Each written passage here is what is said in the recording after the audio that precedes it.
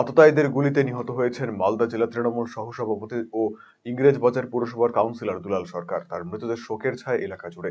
বৃহস্পতিবার মালদা মেডিকেল কলেজে তার মৃতদেহের ময়নাতদন্ত করা হয়। এরপরই শুক্রবার তার শেষকৃত্য সম্পন্ন করা হয়। ইতিমধ্যেই তার মরদেহ মহানন্দা পল্লী এলাকায় তারা বাসভবনে নিয়ে আসা হয়েছে।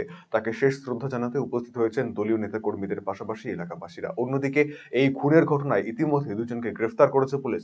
ধৃতরা হলো মালদার ইংরেজ বাজারের যদুপুর গাবগাছির বাসিন্দা টিঙ্কু ঘোষ ও বিহারের কাটিহারের আজমনগর থানার কানহাড়িয়া এলাকার বাসিন্দা শারমিয়া আক্তার।